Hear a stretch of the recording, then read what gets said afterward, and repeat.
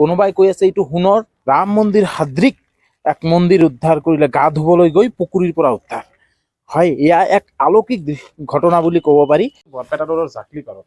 হয়, আৰু জাকলিপাৰত আজি ৰাম মন্দিৰৰ প্ৰাণ প্ৰতিষ্ঠাৰ দিনা এক আলৌকিক ঘটনা হোৱা পৰিলক্ষিত হৈছে। হয়, এইটো বহু পুৰণা ৰামৰ মন্দিৰ এটা সৰু ল'ৰাই গা ধুবলৈ গৈ পৰা উদ্ধাৰ কৰিছে। আৰু ইয়াক লৈ স্থানীয় ৰাইজৰ মাজত হেতাও ওপৰ লাগিছে। আমি পৰিলক্ষিত কৰিছো যে অকল এই গাঁৱৰ ৰাইজে নহয়, তাৰ বাহিৰৰ পৰাও বহু মানুহ এই মূৰ্তিটো প্ৰত্যক্ষ কৰিবলৈ আহি আছে।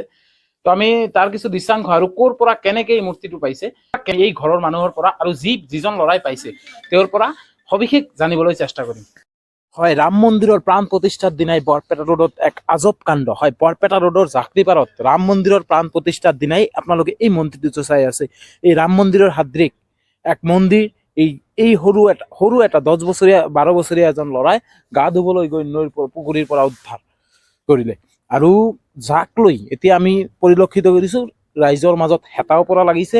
কোনোবাই কৈ আছে এইটো সোণৰ আৰু কোনোবাই কৈ আছে পিতলৰ। এতিয়া একচুৱেলি এইটো কিহৰ মন্দিৰ হয় ইয়াৰ প্ৰকৃততে জানিব পৰা যোৱা নাই যদিও, কিন্তু এই মন্দিৰটোক লৈ কিন্তু এটা হেতা ওপৰ লগা আমি পৰিলক্ষিত কৰিছো। হয়, বৰপেটা ৰোডৰ সমীপৰ জাকলি ৰাম মন্দিৰ সাদৃক এক মন্দিৰ উদ্ধাৰ কৰিলে গা ধুবলৈ গৈ পুখুৰীৰ পৰা উদ্ধাৰ।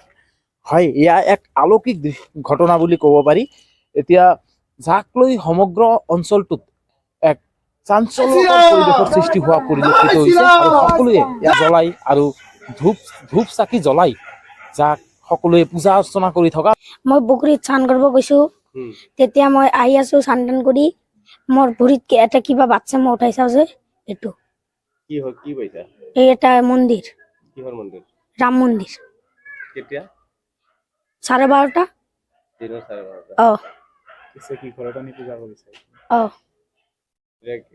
কেনে মানুহ, বহুত মানুহ চাব আহিছিল? নাই, বহুত মানুহ নাছিল তাতে। এতিয়া ঘৰত মানুহ আহি আছে চাবলৈ নেকি? তোমাৰ নামটো কি? উজ্জ্বল বৰ্মন। বয়স তোমাৰ? 12, 6ত। তোমাৰ ঘৰখিনি এই জাগাখিনিৰ নাম কি? জাকলিবিল পাথাৰ, কাপালিপাৰা। মই ইয়াতে মোৰ মানে ভাতিজাই হয়, মানে আজি মানে গা ধুবলৈ গৈছিলে। গা ধোৱাৰ কাৰণে তাত যাই কিনি দেখিলে যে এটা হাতত মানে হাতত নহয়, এইটো মানে ভৰিত লাগিছিলে। সেইটো উঠাই কিনি আহি কিনে মাক দেখাইছে যে মা এইটো কি।